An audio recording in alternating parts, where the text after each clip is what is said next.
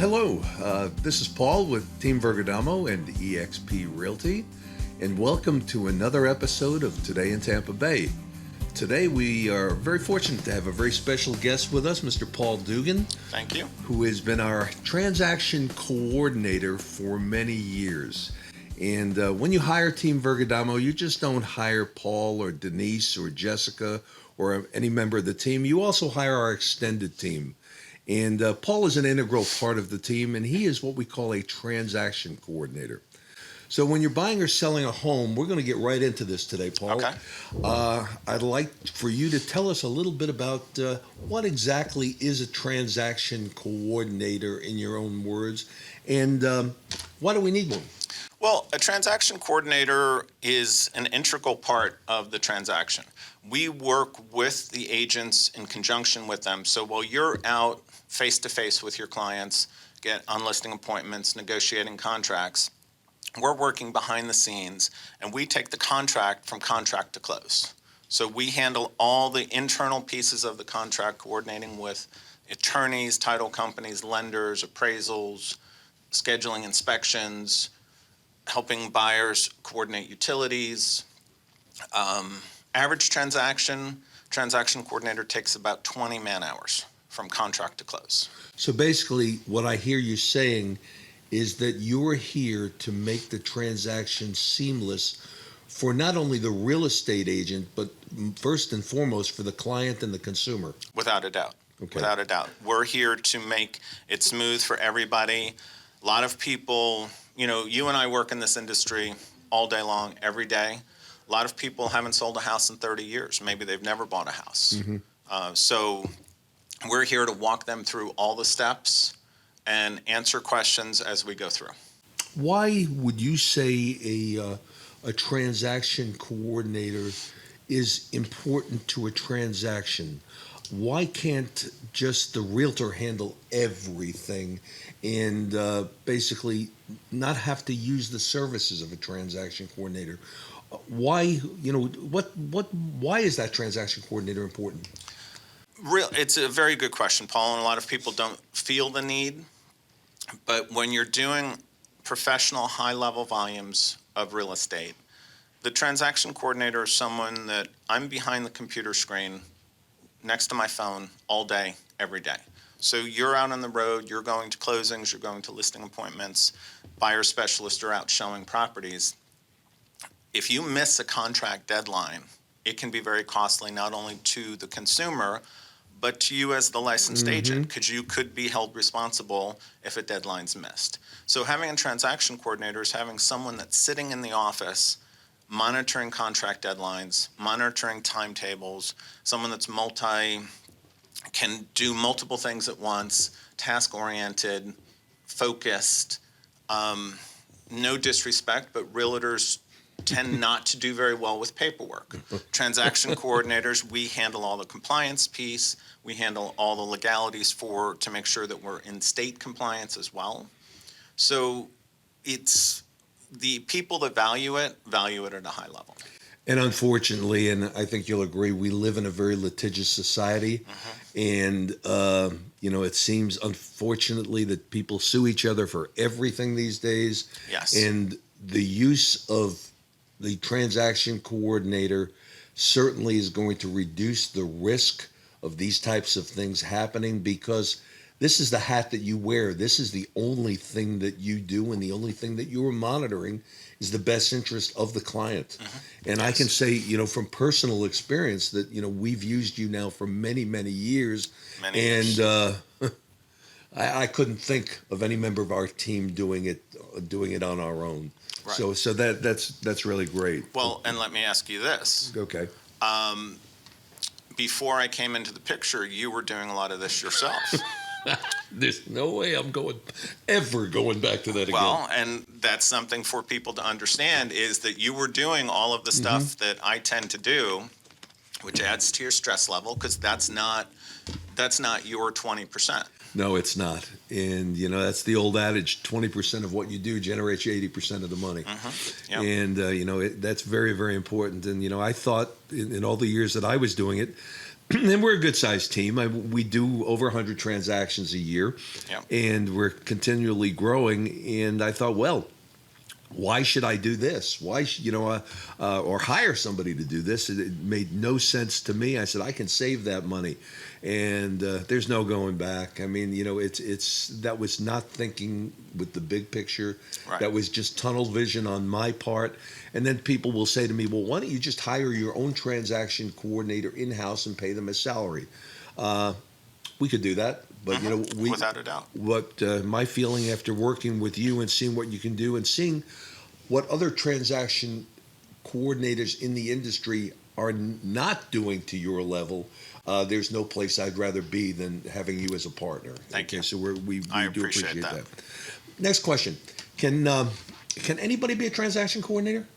Sure.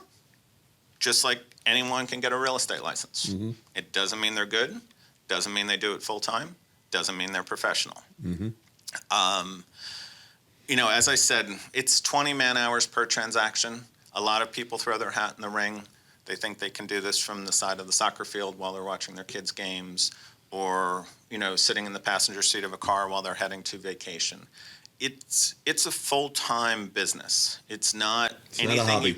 you can't take it lightly. It's not a hobby.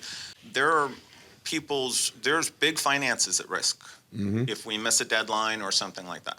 I had an old friend of mine that used to say, sooner or later in this business, you're going to write a check. And the idea is when you got to write that check, let's hope it's a small one. And let's hope it's later. Yeah. Okay. Another question for you.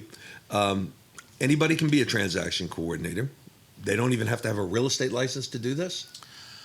It really depends on the brokerage. Most brokerage require you to have a real estate license. Some you can do administrative tasks as a transaction coordinator. But with me, I've been licensed for 20 years, been doing transaction coordination full-time for over 13. I negotiate repairs, so I have to be a licensed agent. And, my real estate license is my livelihood. And that was my next question. You are a licensed agent. Yes, I've been a licensed agent for 20 years in the Tampa Bay area, in good standing, no complaints ever filed against me. And that, to me, is a very, very important part of our relationship with you being licensed, because if there's an addendum that has to be written or something that has to be taken care of, there's many times, as you're well aware, and again, I'm a broker. I'm not just a salesperson, but I'm still coming to you to sound ideas off of you, because, the thing that I may see once every 2 years, you may have seen 30 times in 1 year. Right. And to me, that's a critical one. And there are also times where I will come to you for just general advice when I have a question and I need to talk something out. Okay. Is there anything in particular or any one thing that you tell all of your clients, whether they be, because your client is really, is your client the realtor, or is the client the person buying or selling the home? This is an interesting one. My client is actually you as the realtor, but I'm an extension of your team. So the end consumer, buyer or seller, is also my client. Okay. So the one thing I tell all buyers and sellers is we do this full time. We do this every day, and we tend to go at the speed of light. We go fast because there's so much going on in the transactions. It's okay to put up a flag, put up a white flag or a hand and say, I don't understand. Slow down. I haven't sold a house in 30 years, and it was all in ink. It wasn't electronic or something like that. It's okay to ask us to pause, because sometimes we just get so involved in what we're doing that we just keep moving forward, assuming people have our level of knowledge, and they don't. Mm-hmm. And that's why we hire you. I mean, and when you think about it, and we think about what has to happen, just like us, you as a transaction coordinator, you don't get paid until that transaction closes. Correct. And sometimes that can be very frustrating, especially in a volatile market. I mean, our market's been pretty strong over the last few years, but as we head into this shift, we're seeing the buyers getting more picky. We're seeing deals fall flat because somebody backs out after an inspection or an appraisal or what have you. And all that work that you've put in as the transaction coordinator, basically you don't get paid. And then the transaction that same transaction may go up for sale or purchase again, and then it may not. So there's a very good possibility you may not get paid in a transaction, or you've done the same thing multiple times to get paid once. So when you look from my standpoint at those numbers, the amount of time that you spend, your fees are, they're very reasonable, and how an agent can do without a transaction coordinator, speaking from many, many years of my own experience. Again, like I said, I would never go back.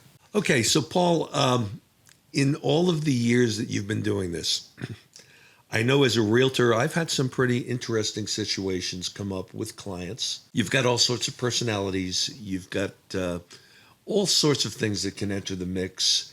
We never know what's going on with someone literally behind the scenes. And I personally try to keep this in mind when I'm dealing with people.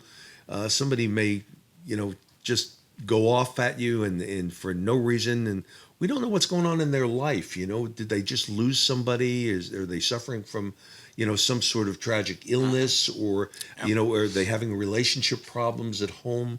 So, I think as I look at you as a transaction coordinator, you're one of the most level-headed and neutral people I've ever met in my life. And I'm sure I wouldn't want your job because of the emotion that goes into it when you're negotiating or you're helping these people. Can you tell me maybe one or two experiences you've had in your experience as a transaction coordinator, or for that matter, as a realtor, where, it's just been, not smooth sailing, and that basically you either had to smooth things over or, I tell people all the time in real estate, it's never over until it's over. And things can happen at the last minute. I mean, from a finance perspective, even though somebody's approved to purchase a home, I've had people go out and buy RVs the week before a transaction. Or all new appliances. Or all new appliances, or a house full of furniture, and they finance it, and all of a sudden now they can't get their financing. So things happen at the last minute. Tell us a little bit about, maybe one or two things in terms of your experience. Well, I had one situation where it was closing day. We were representing the buyer.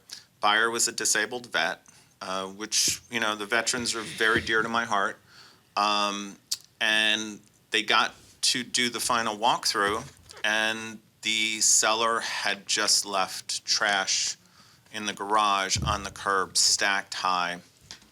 And there wasn't a garbage service scheduled for pickup. They'd already canceled their trash service. So the veteran was very upset, and he wasn't going to close. So I talked to him, and I said, I will come over. I have a pickup truck. I will come over with my personal pickup truck, and I will haul a couple of loads off for you. You've done your part. Let me do my part. So I threw on a T-shirt, a pair of shorts, and went over there, loaded up my pickup truck 3 times. Each one was about 45 minutes from my house or the dump. Went back, but we closed that day. So yeah, it can be, to say the least, it can be an emotional time for people. It is an emotional time, and as you said, you never know what's going on behind someone's eyes. You don't know what they're living with, what their emotions are. I've had sellers and agents that I thought, I'm not a doctor, so I don't know, but I thought they were bipolar based on their actions. 1 minute they're talking to you as calm as if you were having breakfast with them after church on Sunday, and the next minute they're screaming at you, cursing at you, hanging up on you. So you just never know. I wouldn't want your job. There are a lot of days by Tuesday I don't want my job. I guess, as we think about it, I guess if we could sum it up, I guess you you've got to literally stay out of judgment, and you got to stay in curiosity, because you never know what's going to happen, and you just do your best and hope that you can do your best for the client, and for the potential home buyer or the home seller. Right. Paul, I want to thank you for coming in today, and hopefully we've shed some light on what your role is as a transaction coordinator.